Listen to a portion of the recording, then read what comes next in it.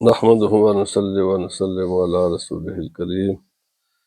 أما بعد فأعوذ بالله من الشيطان الرجيم بسم الله الرحمن الرحيم الصلاة والسلام عليك يا سيدي يا رسول الله وعلى آلك وأصحابك يا سيدي يا حبيب الله۔ حضرات، درس تصوف میں کسب یعنی اپنی روزی رزق حلال کمانے کے لیے یہ تصوف کے بنیادی ارکان میں سے ایک رکن ہے کہ کوئی آدمی صوفی نہیں ہو سکتا جب تک کہ وہ اپنی حلال روزی کما کر نہ کھائے۔ تو جب ظاہر بات ہے شریعت نے بہت سختی کے ساتھ پابندی لگائی ہے کہ رزق حلال انسان حاصل کرے، کھائے، اسے استعمال کرے، تو پھر اس کے لیے مسائل سیکھنے فرض ہے۔ کیوں کہ بھائی کئی ایسے اس راستے میں چیزیں ہیں کہ جو یا تو بذات خود ناجائز ہے یا بذات خود تو ناجائز نہیں ہے لیکن ان کا حصول ناجائز ہو جاتا ہے۔ تو اس لیے اس کی کچھ تفصیلات، مکمل تفصیلات تو فقہ کی کتابوں میں ہیں، لیکن کچھ موٹی موٹی باتیں میں یہ عرض کر رہا ہوں تاکہ احباب ان کو ذہن نشین فرمائیں۔ اور چونکہ میں نے گزشتہ درس میں عرض کیا تھا کہ یعنی کسب یہ ضروری نہیں کہ صرف تاجر ہی کریں، ہر آدمی کسی نہ کسی انداز میں روزی کماتا ہے، اور ہر جو بھی ذریعہ اپنائے گا روزی کمانے کا اس پر دو قسم کے احکام شریعت کے موجود ہیں۔ بعض کام وہ کر سکتا ہے، بعض کام وہ نہیں کر سکتا، تو اس کو پتہ ہونا چاہیے کہ میں کیا کر سکتا ہوں اور کیا نہیں کر سکتا۔ تو آج کچھ شرائط ہم نے گزشتہ درس میں عرض کی، آج بقیہ اور اگر رہ گئی تو انشاءاللہ آئندہ درس میں اس کو مزید بیان کریں گے۔ تیسری شرط یہ ہے، مال کبھی بھی یعنی ضروری ہے کہ آدمی مال بیچے تو جس چیز کو وہ فروخت کر رہا ہے وہ اس کی ملک ہو، یہ اونرشپ اس کی ہو۔ اگر وہ اس چیز کا اونر نہیں ہے، مالک نہیں ہے، تو پھر ضروری ہے کہ اس کے مالک سے اجازت لے کر کسی چیز کو فروخت کرے، اور نہ تو چیز اپنی ملک ہے اور نہ ہی وہ چیز جو بیچی ہے اس نے وہ دوسرے کی ہے لیکن اسے اجازت بھی نہیں لی، تو اس قسم کا سودا خرید و فروخت حرام ہوتا ہے۔ وہ جس کا وہ یعنی مال ہے، وہ چاہے اپنا باپ ہی کیوں نہ ہو، اپنا بیٹا ہی کیوں نہ ہو، اور اپنے شوہر یا بیوی ہی کیوں نہ ہو، شوہر کو اجازت نہیں ہے کہ بیوی کی کسی چیز کو فروخت کرے بیوی کی اجازت کے بغیر، اور بیوی کو اجازت نہیں ہے کہ شوہر کی کسی چیز کو فروخت کر دے شوہر کی اجازت کے بغیر۔ یہی حال بہن بھائیوں کا ہے، یہی حال ماں باپ کا ہے، یہی معاملہ اولاد کا ہے، یعنی کوئی بھی ہو، کتنے حال یہ قریب کے رشتہ دار ہیں، ایک گھر میں رہتے ہیں، صبح و شام ان کے آپس میں ملاقات ہوتی ہے، اس کے باوجود بھی اجازت نہیں ہے، کیونکہ یہ سب لڑائی جھگڑے فتنے فساد یہاں ہی سے شروع ہوتے ہیں۔ جب دین نے، اسلام نے، شریعت نے ہر ایک کو مالک بننے کا حق دیا ہے، تو اس لیے بہت ضروری ہوتا ہے۔ یہ جتنے میں نے عموماً دیکھا ہے، یہ گھروں میں جو لڑائیاں ہوتی ہیں نا، ہم چیز کو رکھتے ہیں ابہام میں۔ میرے بھائی کوئی چیز درمیان میں معلق نہیں رہ سکتی، وہ کسی نہ کسی کی ملکیت ضرور ہونی چاہیے۔ یہ جب ہم یعنی شادی کے موقع پر جو کچھ لین دین کرتے ہیں وہ معاملہ بالکل کلیئر ہونا چاہیے کہ وہ معاملہ یعنی اگر زیور دیا ہے تو وہ صرف استعمال کے لیے دیا ہے یا اس زیور کی وہ خاتون مالک ہے، یہ کلیئر ہونا چاہیے۔ اسی طرح جو لڑکی والے دیتے ہیں دلہا کو جہیز کی شکل میں یا مختلف شکل میں گفٹ وغیرہ، گفٹ تو ہوتے اسٹیٹ وہ چلے جاتے ملکیت سے نکل جاتے ہیں، تو ان چیزوں کو کلیئر ہونا چاہیے۔ جو چیزیں آپ نے بطور گفٹ دی ہیں ان کو آپ واپس نہیں لے سکتے، اور جو چیزیں بطور ملکیت دی ہیں ان کو بھی واپس نہیں کر سکتے۔ مثلا آپ نے خاتون کو زیور دیے لیکن وہ اس کی ملک ہے، تو آپ خدا نخواستہ اگر کوئی اختلاف کی صورت بن گئی تو واپسی کا مطالبہ حرام ہوگا۔ اسی طرح جہیز دیا تو بھائی اس کے مالک وہ لڑکی ہے یا نہیں ہے، اگر لڑکی ہے تو پھر گھر والے وہ اس کا کوئی ایک پائی پیسہ بھی نہیں رکھ سکتے، اس لڑکی کو وہ سب کچھ واپس دینا پڑے گا۔ اسی طرح جو گفٹ وغیرہ دیے جاتے ہیں، لوگ گھڑیاں دے دیتے ہیں، مختلف قسم کے گفٹ دیتے ہیں، تو بڑے بڑے قیمتی گفٹ دیتے ہیں، بھائی گفٹ کو آپ واپس نہیں لے سکتے، اس کا پھر بعد میں مطالبہ کرنا کہ چونکہ اب طلاق ہو رہی ہے تو لہٰذا ہمیں یہ چیزیں واپس دو، وہ نہیں کر سکتے۔ تو میرے کہنے کا مقصد یہاں ہے کہ کوئی بھی چیز دوسرے کو نہ گفٹ دی جا سکتی ہے، نہ اس کو بیچا جا سکتا ہے، اس میں کوئی کسی بھی قسم کا تصرف نہیں کیا جا سکتا مالک کی اجازت کے بغیر۔ صرف خاتون خانہ کو اجازت ہے، وہ بھی لیمیٹڈ اجازت ہے کہ عورت کے لیے اپنے بیوی بچوں کو، اپنے جو گھر کے اخراجات چلانے کے لیے شوہر کے مال سے وہ اتنا لے سکتی ہے جس سے وہ گھر کا نظام چلا لے، اگرچہ اس کو اجازت کی ضرورت نہیں ہے، وہ بغیر اجازت کے بھی شوہر کی چیز وہ اس میں تصرف کر سکتی ہے، لیکن یہ شرط یہ ہے کہ وہ اسے اپنے گھر پر ہی خرچے، اسے اپنے بچوں پر خرچے یا اپنی ذات پر خرچے، لیکن اتنا ہی جتنا وہ عام معمول ایک روٹین کا خرچہ ہے، اس کے لیے اجازت کی ضرورت نہیں ہے۔ باقی اگر کوئی بڑا معاملہ کرنا ہے تو پھر اس کے لیے اجازت کی ضرورت ہے۔ چوتھی شرط یہ ہے کہ جو چیز وہ بیچ رہا ہے وہ ضروری ہے کہ وہ خریدنے والے کو اس کے حوالے بھی کرنے کی اس میں قدرت ہو، یعنی جو چیز بیچ رہا ہے یہ اس کی طاقت میں ہو کہ وہ اس چیز کو اس کے حوالے بھی کر سکے۔ مثلا ایک پرندہ جو ہوا میں اڑ رہا ہے، یا ایک مچھلی ہے جو سمندر میں دریا میں تیر رہی ہے، یا اس قسم کی جو چیزیں ہیں، کوئی بچہ ہے کہ جو مادہ کے پیٹ میں ہے، انڈا ہے مرغی کے پیٹ میں ہے، تو بھائی یہ وہ ساری چیزیں ہیں اسی قسم کی، انہی پر آپ قیاس کر کے باقی تمام چیزوں کو جب تک فروخت کرنے والے کی قبضے میں وہ چیز نہیں ہوگی آگے اس کو بیچنے کی اجازت نہیں ہے، کہ پہلے وہ چیز اپنے قبضے میں کرے تاکہ خریدار کو یہ اس کے حوالے کر سکے۔ اگر ایسا نہیں کر سکے، مثلا اسی طرح دودھ ہے وہ گائے کے تھنوں میں ہے یا بھینس کے تھن میں ہے یا وہ باقی جو دودھ دینے والے جانور ہیں، کوئی بچہ ہے جو ماں کے پیٹ میں ہے، تو اس تمام قسم کی بے فروخت کرنا ناجائز ہے، کیونکہ جب وہ دودھ جب وہ تھانوس کے اندر ہوگا تو مزید آ جائے، جو اس نے بیچا وہ تو اس کی مقدار بڑھ جائے گی نا، ضروری ہے کہ وہ دودھ پہلے نکالنے کے بعد اس کو فروخت کرے۔ باقی لونڈی اور یہ تو آج کے زمانے میں مسئلے ختم ہو گیا، لیکن میں عرض کروں جو اسلام کا قانون ہے وہ یہ ہے کہ لونڈی اگر اس کا کوئی بچہ ہے تو اس صورت میں جائز نہیں ہے کہ لونڈی کو الگ کوئی فروخت کرے یا بچے کو الگ۔ رسول اللہ صلی اللہ علیہ وسلم نے فرمایا بچہ ہمیشہ ماں کے ساتھ رہے، یہ قانون ہے۔ بچوں کو آپ چونکہ مسئلے ختم ہو گیا، بارے انفارمیشن کے لیے میں یہ عرض کر رہا ہوں کہ بچے کو الگ کو فروخت کر دے لونڈی، یہ جائز نہیں ہے۔ تو بہرحال پانچویں یہ شرط ہے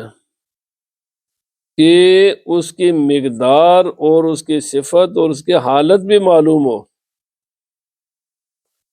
مثلا یہ کہہ دینا یہاں پر جو کنو پڑے ہوئے ان میں سے کوئی جو، یا یہاں پر جو بکریاں مثلا شیپ سے، ان میں سے جو بھی آپ لے لو، وہ یہ جائز نہیں ہے، تعین کرنا ضروری ہے۔ یہ شیپ ہے، اس کو یہ اتنے میں ہے، کوئی ایک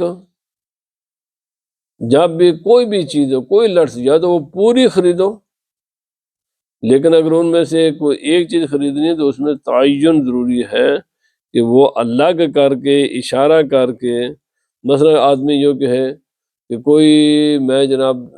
اپنی زمین میں سے میں نے 10 مرلے آپ کو دے دیے،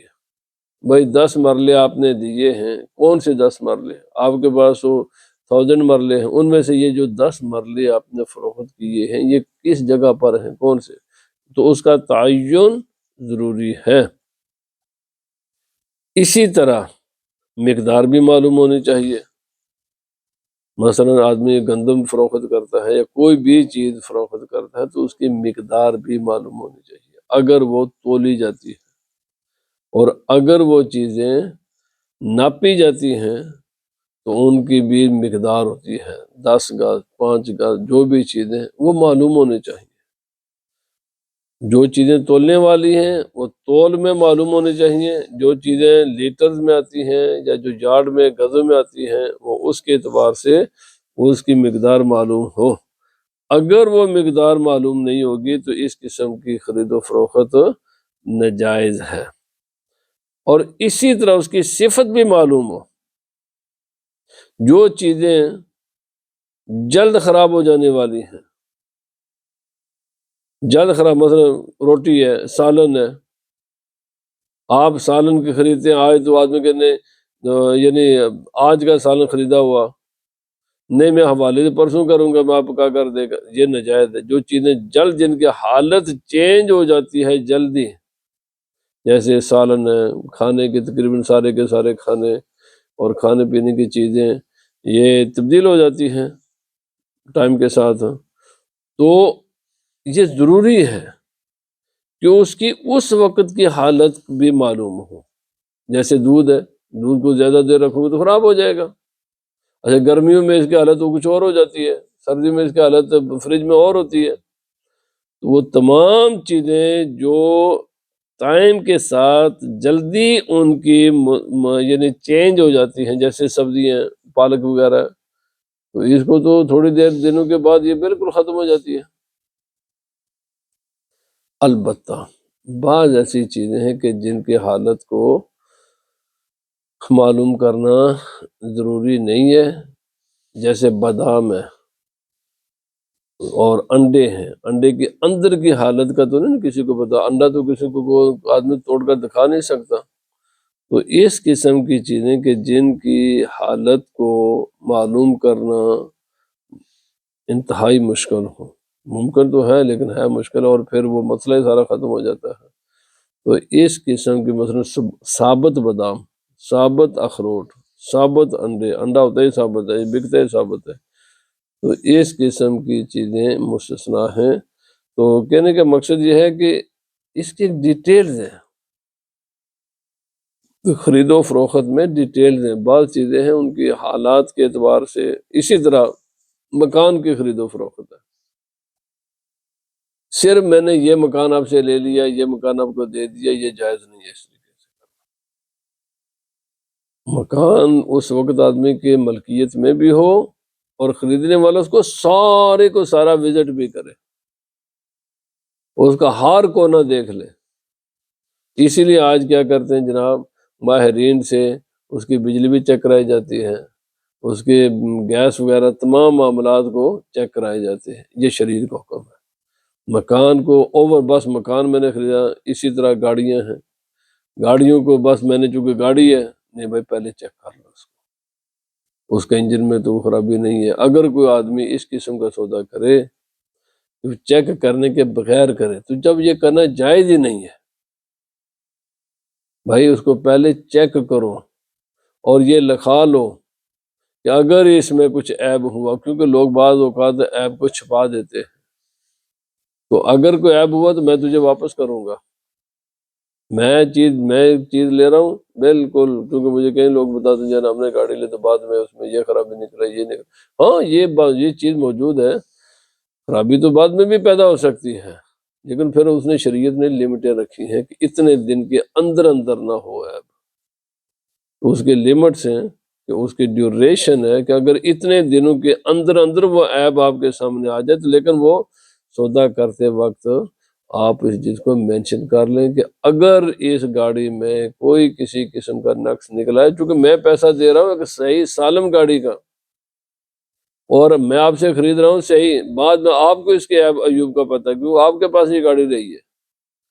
یا تو آپ کہتے ہیں اس کا عیب جو کچھ بھی ہے میرے جو کچھ بھی بس یہ اسی کا ہے، لیکن اگر طے نہیں کریں گے تو اس کا عیب وغیرہ بتانا ضروری ہوتا ہے۔ اسی طرح دیکھنے والے کو بھی، خریدنے والے کے لیے بھی لازم ہے کہ وہ چیز کو صحیح طریقے سے چھان پھٹک لے، دیکھ لے۔ تو یہ ایک شریعت کا حکم ہے کہ چیز میں کسی قسم کی کوئی جہالت نہ ہو۔ جہالت کا معنی کسی بھی فریق کو پتہ نہ ہو۔ اسی طرح پیسے ہیں، پیسے آپ نے دینے ہیں تو کبھی کبھی کرنسی جو ہے نا وہ حکومت پیچھے سے بند کر دیتی ہے۔ آج کل کے بالکل ابھی وہ 20 کا نوٹ ہے، 50 کا نوٹ ہے،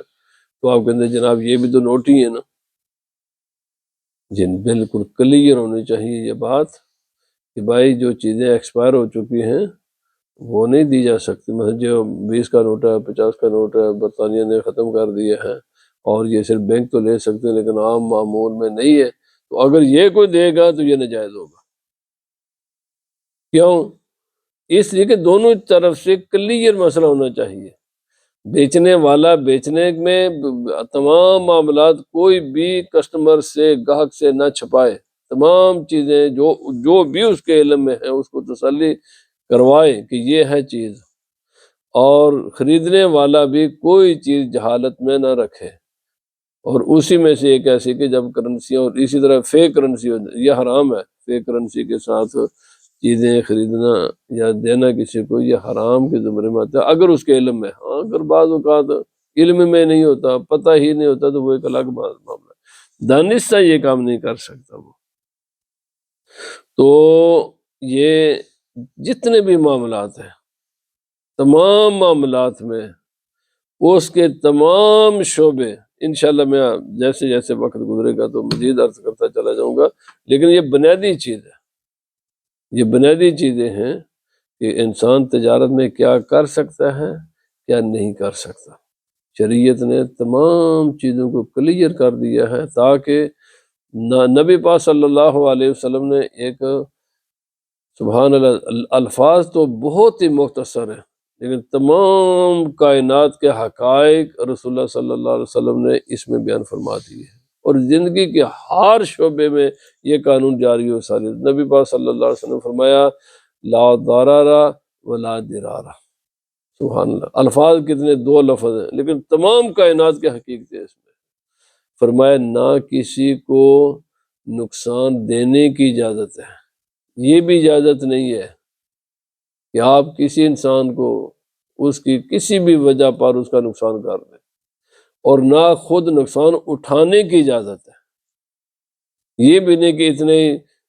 بولے بالے بن جاؤ کہ لوگ تمہیں لوٹنا شروع کر دیں۔ خود بھی کلیور بنو، مقصد یہ ہے کہ خود کوئی نقصان نہ اٹھاؤ دانستہ۔ شریعت نے تمام چیزوں کو بیان کر دیا ہے، اگر آدمی ان پر چلے تو انسان کسی سے دھوکہ کھا ہی نہیں سکتا۔ بھائی جب سیکھو گے تو دھوکہ کیسے کھاؤ گے؟ دھوکہ کھانے کی بھی اجازت نہیں ہے اور دھوکہ دینے کی بھی اجازت نہیں ہے۔ نہ کھانے کی اجازت ہے، نہ دینے کی اجازت ہے، کہ نہ نقصان کرنے کی اجازت ہے، نہ اپنا نقصان ہون دینے کی اجازت، کہ اپنا نقصان ہونے دے انسان، دونوں کی اجازت دینی ہے۔ خود بھی اپنے آپ کو بھی، اپنے مفادات کا بھی تحفظ کرے اور دوسرے انسان کو بھی نقصان نہ پہنچائے۔ لا ضرر ولا ضرار،